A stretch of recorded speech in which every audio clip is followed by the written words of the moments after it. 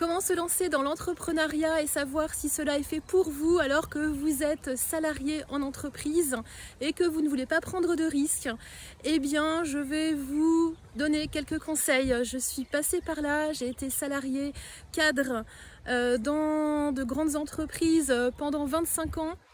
Et donc au bout d'un moment j'ai tout fait, je ne me réalisais pas et voilà, j'avais besoin de suivre mon chemin de vie différent. Donc écoutez, la meilleure des choses à faire, c'est de vous tester parallèlement. Alors c'est possible, bien entendu, n'en parlez pas dans un premier temps à votre employeur, ça ne sert à rien.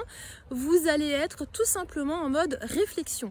Alors, première étape, vous allez réfléchir à l'activité que vous souhaitez proposer.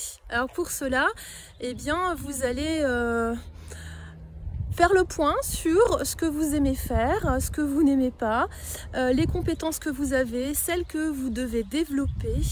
En gros, vous allez réfléchir sur votre potentiel. Ensuite, une fois que vous aurez les idées un peu plus claires, vous pourrez commencer à établir une stratégie globale. Déjà définir les services que vous souhaitez proposer, comment vous allez les proposer, quelle va être votre cible, les clients que vous souhaitez toucher, et puis comment vous allez vous faire connaître, comment vous allez prospecter, comment vous allez vendre vos services, enfin tout un tas de choses à prévoir. Et donc tout cela déjà peut se faire en mode réflexion. Voilà, vous allez poser sur le papier, écrire, voilà, vous allez réfléchir à tout ça, le mettre en place tranquillement en mode projet. Une fois que ce sera clair pour vous, à ce moment-là, vous pourrez tester sur un petit panel. Et là, de la même manière, inutile de prévenir tout le monde. Lancez-vous tranquillement à votre rythme, le soir ou bien les week-ends, durant vos moments libres. Et voilà, vous testez tranquillement à petite échelle, voir ce que ça donne.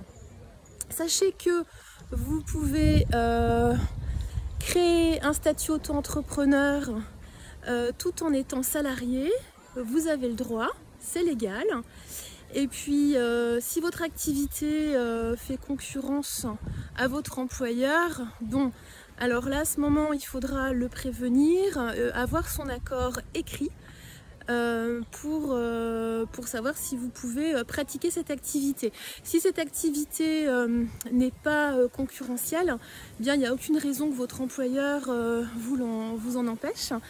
Mais bon, toutefois, obtenez quand même son accord écrit car il peut vous le reprocher un peu plus tard et voilà, ça peut être potentiellement une excuse de licenciement.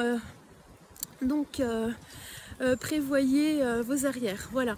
En résumé, je vous conseille donc de commencer votre réflexion en prenant votre temps. Et ensuite seulement lancez-vous quand vous êtes prêt.